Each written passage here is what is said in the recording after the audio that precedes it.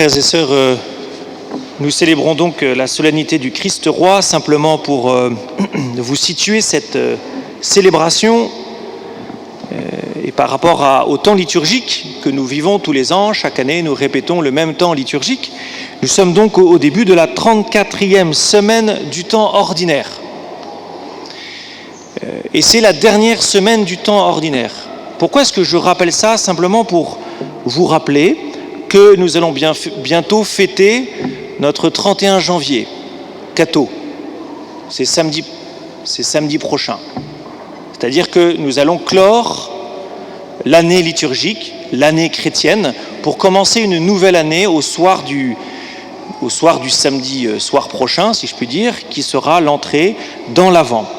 Et pour vous situer un peu l'esprit de ce temps liturgique de fin d'année, toute l'année liturgique est une lente montée vers le ciel, pour nous rappeler que nous sommes destinés au ciel. Notre existence est vouée à l'éternité. Notre vocation est de vivre avec Dieu. Dès ici-bas, nous nous entraînons, et plus nous nous entraînons, plus nous sommes semblables à ce ciel, à ce Christ qui nous sauve, et plus nous entrons dans le ciel, pour que le jour où nous mourrons, nous passons effectivement, définitivement au ciel. Et donc, si les lectures sont assez graves, puisque comme vous l'avez entendu, tout d'un coup nous avons quitté l'évangile de Luc pour nous retrouver dans l'évangile de Jean, et pas à n'importe quel moment de l'évangile de Jean, puisque nous sommes en plein cœur de la passion, sans prévenir, sans préparation, boum, nous sommes en Jean 18, le procès de Jésus. Pour nous rappeler encore une fois que nous sommes faits pour le ciel, nous sommes faits pour mourir, frères et sœurs. En fait, notre vie est faite pour mourir, c'est-à-dire pour passer au ciel. Nous ne sommes pas destinés à cette terre. Cette terre n'est qu'un passage pour nous. Nous sommes comme des pèlerins, comme des voyageurs, comme des étrangers sur cette terre. Ça, c'était mon introduction liturgique. Ensuite, je vais maintenant vous parler du roi. Le roi de l'univers. Alors en France, on aime beaucoup le roi. On a beau lui avoir tranché la tête, en fait, on aime beaucoup. Surtout dans le monde catholique. Une espèce de nostalgie de cette époque qui, pourquoi pas, à la limite, il y avait certaines justesses, mais c'est vrai que nous restons un peu nostalgiques d'une figure paternelle, d'une figure d'autorité dans laquelle nous pourrions avoir confiance, une figure un peu bonhomme qui pourrait, enfin bonhomme, pas au sens négatif du terme, mais au sens bonté du terme, qui s'occuperait de nous. Notre président est un peu comme ça aussi, c'est-à-dire la Ve République, c'est un régime présidentiel, plus présidentiel d'ailleurs, semble-t-il. En tout cas, on aime bien d'avoir un chef. Malheureusement, c'est que ce chef, bien souvent, nous lui faisons porter une responsabilité qu'il n'a pas, c'est-à-dire que nous lui demandons de nous sauver et de régler tous nos problèmes. Donc s'il y a un problème, on va en appeler au président. N'importe quel problème d'ailleurs. N'importe quel problème. Je n'ai pas assez d'argent, je vais demander au président. Je n'ai pas assez de ceci, je vais demander au président, etc. Donc, et c'est assez d'une certaine manière naturel, c'est-à-dire que nous avons tendance à projeter sur l'autorité légitime, en tout cas, en espérant qu'elle soit légitime, le sauveur, la solution à tous nos problèmes. La vraie question n'est pas de faire du roi un sauveur. La vraie question est de faire du vrai sauveur notre roi. C'est ça la question. Est-ce que nous acceptons la royauté du seul sauveur qui soit, à savoir Jésus-Christ? Et il est légitime pour être notre roi, c'est-à-dire pour être cette figure d'autorité à laquelle nous obéirions, parce qu'il est le bon berger. Qu'est-ce que ça veut dire le bon berger en termes bibliques? C'est celui qui va nourrir le troupeau pour le conduire vers des verts pâturages. C'est celui qui va nous nourrir ici-bas, qui va nous combler, qui va, mettez les verbes que vous voudrez, pour nous conduire au ciel. Et il est légitime d'être le bon pasteur, imaginez-vous, parce qu'il est le seul à avoir donné sa vie pour nous. Ça va? Une fois que ça s'est posé, vous pouvez accepter Jésus comme étant votre roi. C'est-à-dire qu'il est le seul légitime pour être votre roi, c'est-à-dire pour celui à qui, dans l'intime de votre cœur, vous pouvez lui donner votre vie, parce que lui vous a donné sa vie, par amour. Donc vous savez avec certitude, j'espère que vous le savez, que le Christ vous a donné sa vie par amour. Qu'il vous aime tellement qu'il a tout fait pour vous. Et qu'il est prêt à tout pour vous. Il est prêt à donner sa chemise. Et plus que ça, il est prêt à donner sa vie. Et il l'a fait une fois pour toutes sur la croix. À partir de là,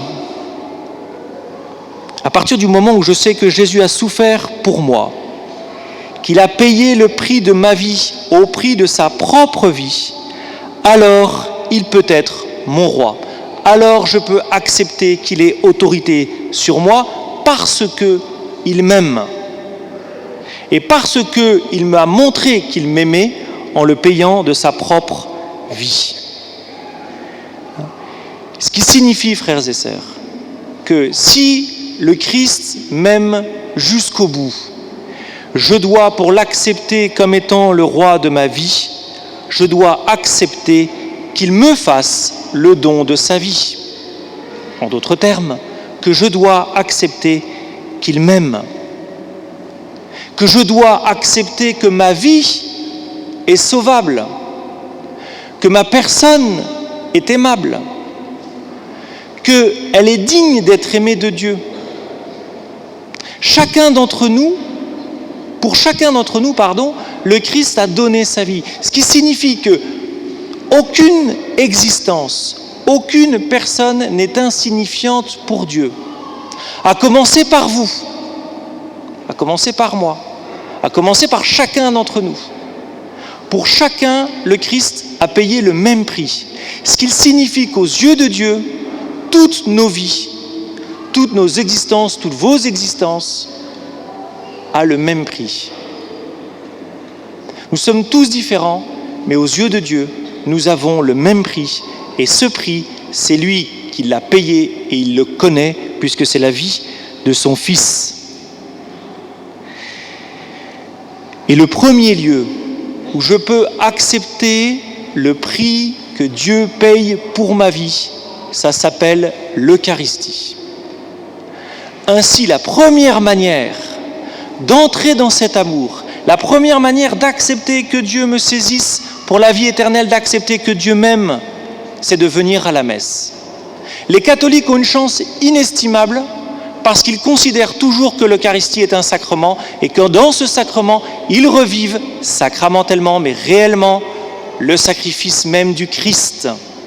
C'est-à-dire que chacun d'entre nous, réellement, au cours de la messe, nous pouvons non seulement accueillir l'amour de Dieu pour soi, mais je peux aussi avec lui m'offrir au Père, c'est-à-dire que je peux répondre à l'amour que Dieu a pour moi. Et ça, c'est la deuxième angoisse, entre guillemets, de notre vie. C'est, si la première, c'est est-ce que Dieu m'aime? Est-ce que je suis aimable? La deuxième, c'est est-ce que je suis encore capable d'aimer? Eh bien, c'est dans l'Eucharistie, d'abord. C'est dans cette pauvre messe que nous vivons tous ensemble, que cela se joue, que cela s'effectue, que cela se réalise. Croyez-le. Faites cet acte de foi quand vous venez à la messe, que quand vous recevez le corps du Christ, non seulement vous recevez l'amour plein de Dieu pour vous, mais qu'en communion, vous vous offriez à votre tour à Dieu. Que vos existences, Dieu les veut, que vos personnes, Dieu les veut. Il en a besoin. Il en a besoin. Il a besoin de chacun d'entre vous. Ce qui signifie, frères et sœurs, que la première chose que nous ayons à faire pour vivre de cet amour et nous donner par amour, c'est de soigner notre présence à la messe. Et quelle est la première manière de soigner ma présence à la messe? Je répète ma question. Quelle est la première façon de soigner? Quelle est la première chose que je peux faire pour soigner ma présence à la messe? C'est-à-dire pour montrer que j'aime un peu Dieu. Quand vous étiez amoureux, pour les plus âgés d'entre nous, Vous arriviez à l'heure à vos rendez-vous amoureux, non? Vous n'arriviez pas au bout de 20 minutes? Ah, excuse-moi. La ponctualité et la politesse des rois, frères et sœurs. Ce qui signifie que la première manière de montrer que j'aime Dieu, mon amour aussi pauvre soit-il, mon ressenti aussi pauvre soit-il, je suis à l'heure. Alors vous allez me dire ce matin, c'était pas forcément vous qui n'étiez pas à l'heure, c'était plus le prêtre. Problème logistique, ça arrive parfois. Mais d'une certaine manière, on se soigne. Au début, j'ai 5 minutes, la semaine d'après, j'en ai 4 minutes de retard. Allez, je vais prendre un peu plus. Au début, j'ai un quart d'heure de retard. Après, j'ai 10 minutes. Après, j'ai 9 minutes. Après, j'ai 8 minutes. Vous voyez ce que je veux dire? On peut faire des progrès. Et donc, je vous invite à soigner votre présence à la messe d'abord par votre ponctualité. La deuxième chose, un deuxième acte que vous pouvez faire au cours de l'Eucharistie, encore une fois pour montrer votre amour au Seigneur, eh bien, c'est de le lui dire. C'est qu'au moment de la communion, vous disiez au Seigneur, dans le secret de vos cœurs, je ne vous oblige pas à le crier haut et fort, mais de lui dire, Seigneur, je t'aime. Et si vraiment vous sentez que votre cœur est pauvre, froid, avec peu de ressenti, eh bien vous lui dites, Seigneur, avec toute la pauvreté de mes sentiments, avec toute la pauvreté de mon cœur, je veux quand même t'aimer et t'aimer chaque jour, chaque messe, chaque semaine, davantage.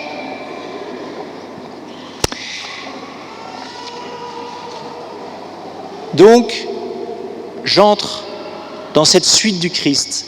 J'accepte cette royauté du Christ sur ma propre existence parce que j'ai accepté que Dieu m'aimait. Parce que j'ai accepté que Dieu ait pu livrer sa vie pour moi. Une fois que j'ai accepté que Dieu m'aimait, eh bien je rentre dans la justice de Dieu. Un royaume, vous savez, c'est une collectivité, et une collectivité, ça a une justice. Quelle est la justice de Dieu? La justice de Dieu, c'est le service et la miséricorde. Regardez comment le Christ est notre roi. Regardez comment le Christ se fait notre autorité, si je puis dire. Eh bien, il s'abaisse au soir de la Pâque et il nous lave les pieds.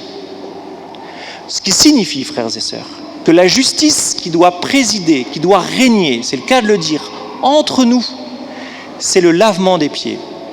C'est l'abaissement pour le service de mes frères. C'est de considérer que le pardon et le service sont ce que Dieu me demande vis-à-vis de ceux qui, comme moi, sont aimés de Dieu. Deux résistances. En fait, bien souvent, nous avons peur de servir. Première résistance, effectivement, c'est la peur. Peur d'être dominé par l'autre, peur de manquer, peur de nous faire avoir. Ce qui conduit bien souvent à un enfermement, à l'amertume, à la critique, au mépris. Deuxième résistance que j'ai vis-à-vis du service, c'est que je ne veux pas souffrir pour les autres. Comme dit saint Paul, qui accepterait de souffrir pour un juste? Qui accepterait de souffrir pour un juste? Personne. Qui accepterait de souffrir pour quelqu'un qui fait le mal? Encore moins de monde. Pourtant, le Christ a commencé par aimer les pécheurs que nous sommes, c'est-à-dire des personnes qui, malheureusement, font du mal. Eh bien, la loi du service que Dieu veut que nous vivions entre nous, c'est cette loi du service qui ne compte pas, qui ne sélectionne pas, qui sert, qui s'abaisse pour se mettre au service de ses frères et de ses sœurs. Et donc, j'apprends à regarder ceux qui m'entourent non seulement comme dignes d'être aimés, mais dignes d'être servis par moi. Et j'apprends ainsi petit à petit à devenir roi comme le Seigneur est roi. Parce que si Jésus est roi, c'est parce qu'il est notre serviteur. Imaginez-vous, frères et sœurs, que le Christ est venu laver les pieds, non seulement de vous, de vos personnes, parce que vos existences ont du prix à ses yeux, mais qu'il est venu aussi laver les pieds de votre voisin, de votre collègue, de votre patron, de vos enfants, de vos cousins, etc. Comment devenir serviteur ? En fait, je pense qu'il est intéressant, vous voyez, de dépasser nos craintes et d'entrer dans des actes de service qui nous coûtent, qui me coûtent, qui vous coûtent. C'est-à-dire des actes de service que j'estime ne pas pouvoir poser. En cela, je deviens courageux, c'est-à-dire que je dépasse mes craintes, je dépasse mes peurs. Exemple, je renonce à critiquer telle personne que je ne supporte pas et que je critique à longueur de temps. J'accepte de tenir une promesse envers quelqu'un que je n'ai encore jamais réalisée. Je parle à un pauvre dans la rue que je croise régulièrement et auquel je n'ai jamais parlé. J'obéis sans réplique à la maison, à mon conjoint qui me demande quelque chose, ou à mes parents qui me demandent quelque chose, ou à mes enfants qui me demandent quelque chose. Après, il ne faut pas qu'ils prennent leur désir pour des réalités non plus. J'arrête de regarder l'assiette de mon voisin. J'arrête de me comparer aux autres.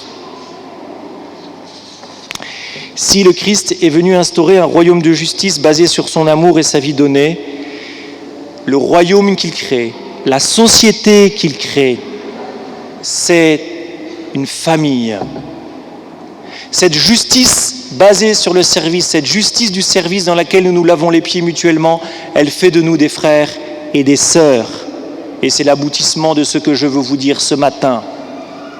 La République chrétienne, comme disent les pères de l'Église, la Republica Christiana, c'est une famille, c'est une société de frères et de sœurs, où tous nous sommes égaux parce que nos vies ont le même prix aux yeux de Dieu.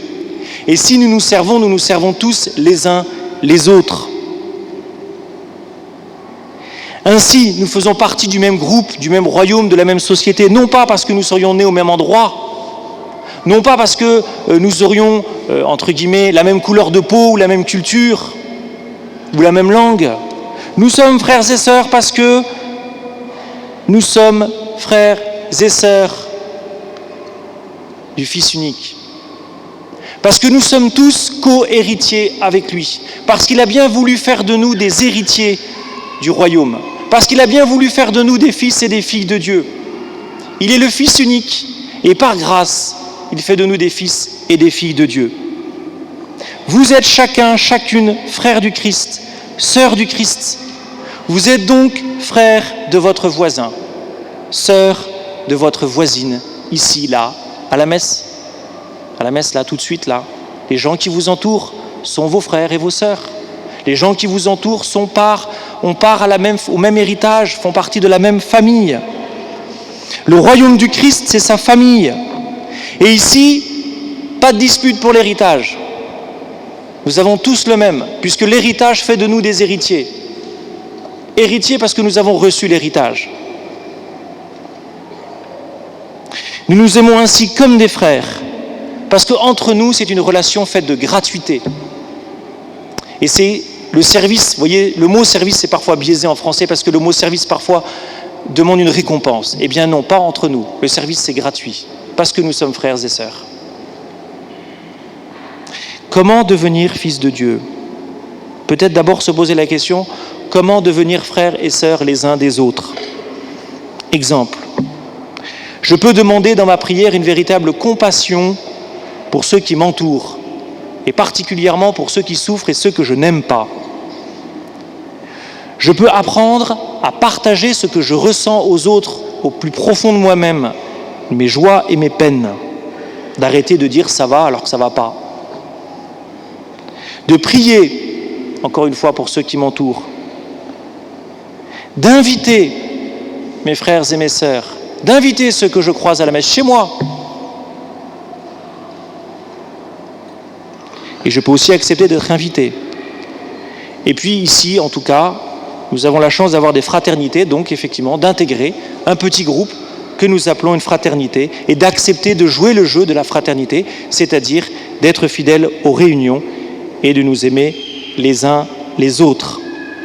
Aimer les autres parce qu'ils me sont donnés par Jésus comme mes frères et mes sœurs. Aimer les autres parce qu'ils me sont donnés par Jésus comme mes frères et mes sœurs. Voilà, frères et sœurs, j'en ai terminé. Je vous propose 3 efforts particuliers pour ces 3 points. Premier effort, accepter que Jésus sauve ma propre vie et de prier tout à l'heure pendant votre action de grâce. Jésus, sauve-moi. Je ne me considère peut-être pas comme sauvable, mais je te demande de me montrer ton amour. Deuxième effort que vous pouvez faire, je décide dans la semaine de poser un acte de service qui me coûte, qui me fait sortir de moi-même et de mes peurs. Troisième effort, je prends dans ma prière tous les jours de cette semaine un frère, une sœur de la paroisse. Frères et sœurs, en vivant en frères et sœurs, en acceptant la royauté du Christ sur nos existences, eh bien nous ferons avancer la venue du royaume de Dieu et le retour du Christ. Amen.